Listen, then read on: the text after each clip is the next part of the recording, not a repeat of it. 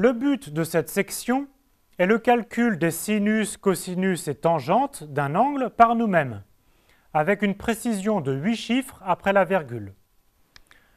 Comme travail préparatoire, nous aurons besoin de calculer quelques valeurs de arctangente, avant de passer au calcul de la tangente de n'importe quel angle. Et on en déduira les sinus et cosinus.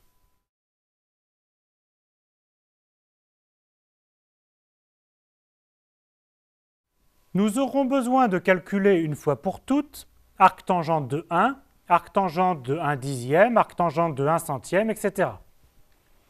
Je vous rappelle que arctangente est la bijection réciproque de tangente sur l'intervalle moins pi sur 2 plus pi sur 2. Donc l'angle θi qui est égal à arctangente de 10 puissance moins i, c'est l'angle qui vérifie tangente de θi est égal à 10 puissance moins i. Nous allons utiliser la formule suivante. Arctangente de x, c'est la somme de k est égale à 0 jusqu'à l'infini des moins 1 à la puissance k fois x à la puissance 2k plus 1 divisé par 2k plus 1. Autrement dit, arctangente de x est égale à x moins x3 sur 3 plus x5 sur 5 moins x7 sur 7, etc. Voici votre travail. Tout d'abord, que peut bien valoir arctangente de 1? Puis, avec les premiers termes de la formule, calculer arctangente de 10 puissance moins i. Et en fait, vous vous apercevrez qu'assez peu de termes suffisent.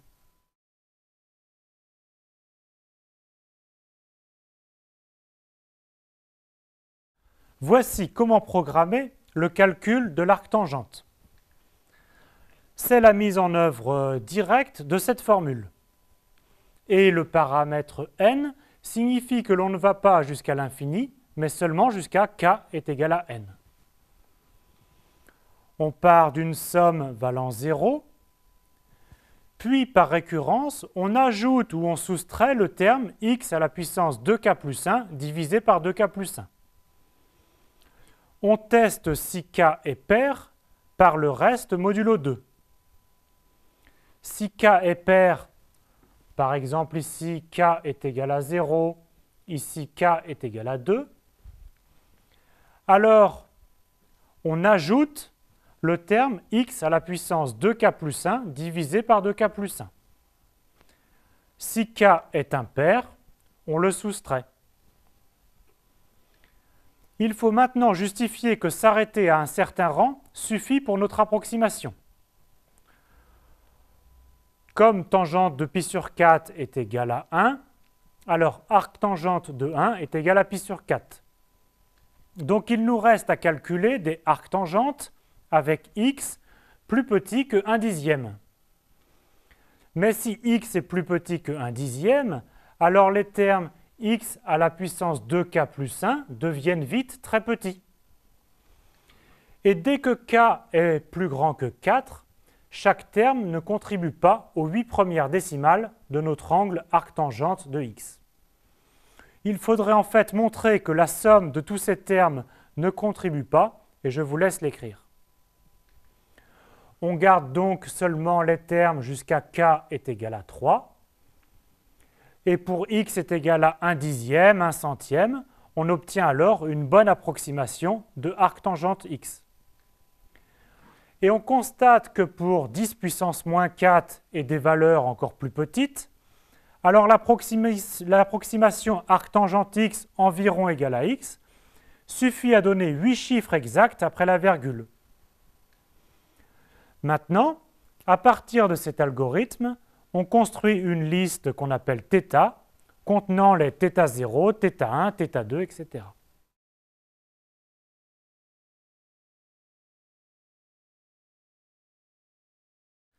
Le principe pour le calcul de la tangente est le suivant.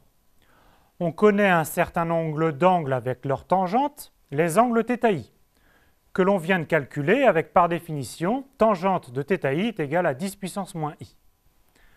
Fixons un angle A dans 0 pi sur 2. Partant du point M0 qui est le point 1, 0, Nous allons construire des points M1, M2, etc. jusqu'à Mn, jusqu'à ce que Mn soit à peu près sur la demi-droite correspondant à l'angle A. L'angle pour passer d'un point MK à MK plus 1 est l'un des angles θi. Enfin, si Mn a pour coordonnées xn, yn, alors ce que l'on cherche, c'est tangente A, qui vaut presque yn sur xn.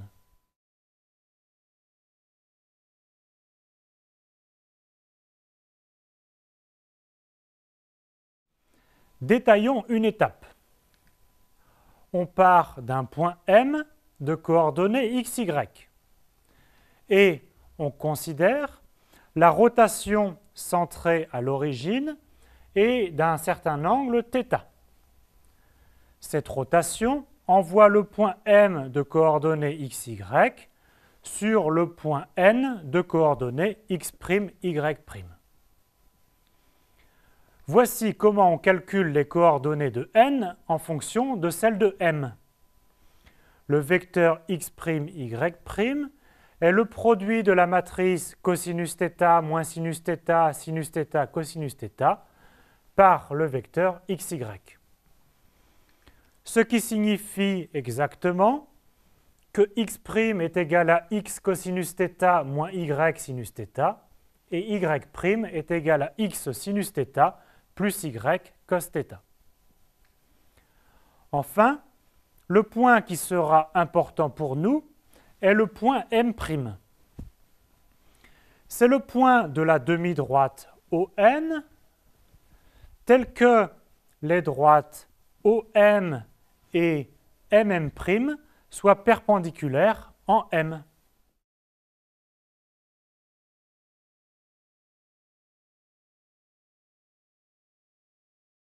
Voici votre travail. Tout d'abord, une partie mathématique. Il s'agit de trouver les coordonnées de M' uniquement en fonction des coordonnées xy de M. Tout va reposer sur le fait que la formule fait uniquement intervenir x, y et tangente θ. La question suivante sert de travail préparatoire. On a la liste d'angles fixés, les θi, et il s'agit d'écrire un petit algorithme qui décompose un angle A en somme d'angles θi. Bien sûr, on souhaite faire ceci avec un minimum d'angles. Enfin, après tous ces préparatifs, vous pourrez programmer la fonction tangente. La décomposition en somme d'angles donne une suite de points MK, dont on peut calculer les coordonnées.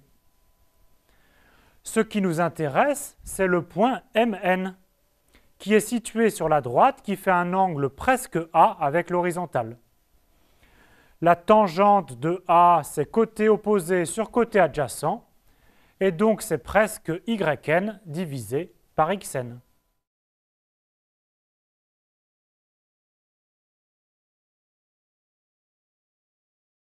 On commence par la deuxième question. Voici comment décomposer l'angle A en une somme d'angles θi. Il y a donc deux boucles. La première boucle, tant que l'on n'a pas atteint la précision souhaitée. Pour nous, c'est obtenir 8 chiffres exacts après la virgule, donc on prend comme précision 10 puissance moins 9 par exemple. On souhaite retirer l'angle le plus grand possible. C'est l'objet de cette deuxième boucle. On cherche l'angle θi le plus grand possible, mais qui est quand même plus petit que A. Une fois trouvé, on retire θi à l'angle A et on recommence avec notre nouvel angle A.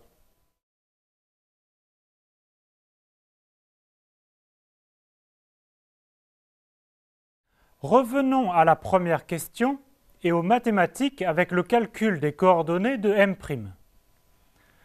Dans le triangle rectangle OM, M', on a cosinus de θ est égal à OM divisé par OM'.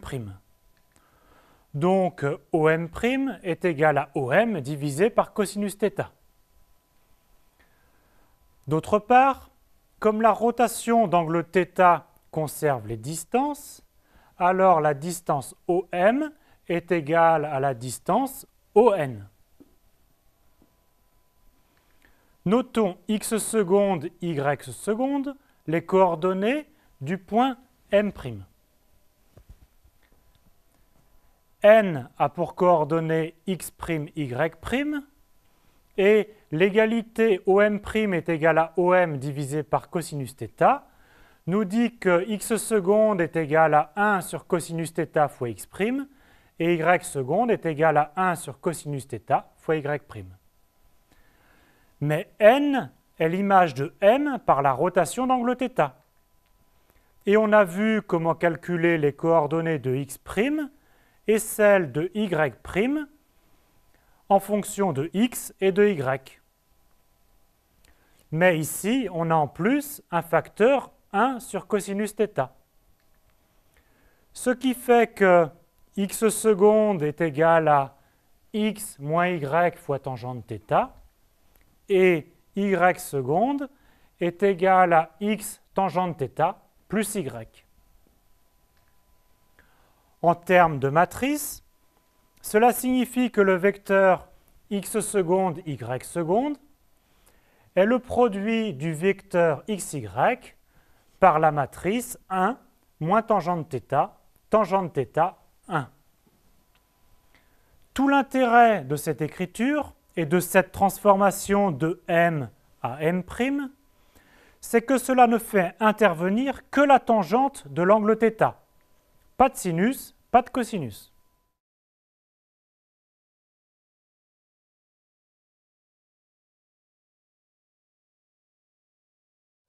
Posons x0 est égal à 1, y0 est égal à 0 et m0 de coordonnées x0, y0.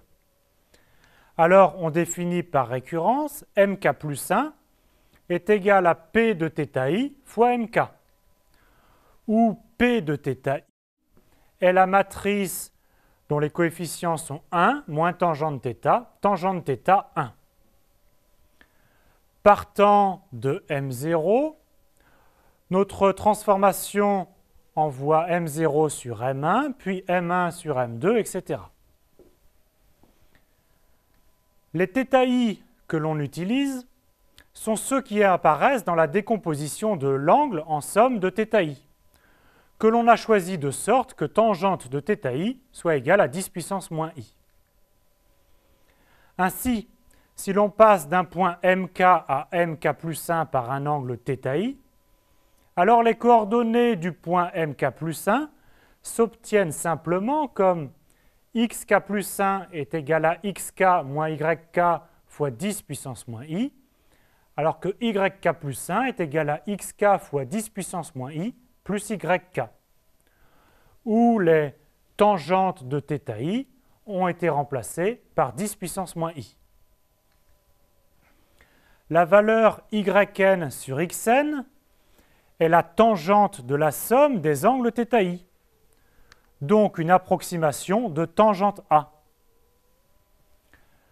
Notez que chacune des itérations ne nécessite quasiment que des additions et peut se faire sans problème à la main, car une multiplication par un facteur 10 puissance moins i, c'est juste un décalage de la virgule vers la gauche de i chiffre.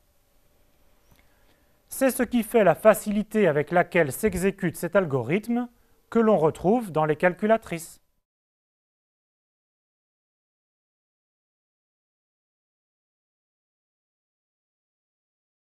Voici le code pour le calcul de tangente. A est le paramètre de notre fonction dont on veut calculer la tangente. On initialise la précision et on part du point M0 de coordonnées 1, 0. Ensuite, on refait notre boucle qui décompose l'angle A en somme des θi. Désormais, à chaque fois que l'on trouve qu'il faut ajouter un angle θi, on calcule aussi les coordonnées du nouveau point, disons mk plus 1, en fonction des coordonnées du point précédent MK. Maintenant, on repart du point MK plus 1 et on itère. Notre boucle s'arrête lorsque l'on trouve un point MN qui forme un angle presque A avec l'horizontale. Ici, A est une variable qui change. À chaque fois, on retire à A les θi. Et on s'arrête lorsque l'angle A est inférieur à la précision. À la fin, on retourne Y sur X qui correspond à l'approximation de la tangente de notre angle A initial.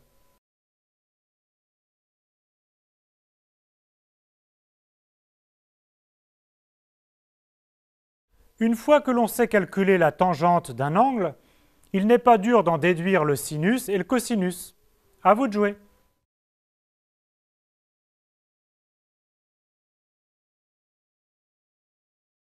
Voici les formules. Cosinus de x est égal à 1 divisé par racine de 1 plus tangente au carré, et sinus de x est égal à tangente x divisé par racine de 1 plus tangente au carré. Ces formules sont valables seulement pour x compris entre 0 et pi sur 2. La preuve est simple. On sait que cosinus carré plus sinus carré est égal à 1.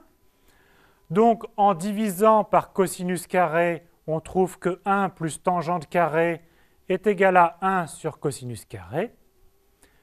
Et comme x est compris entre 0 et pi sur 2, alors cosinus de x est positif.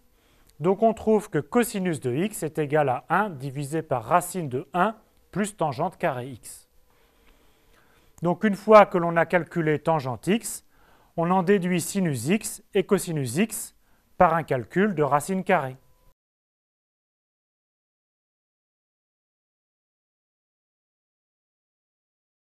Pour poursuivre votre travail, voici quelques exercices.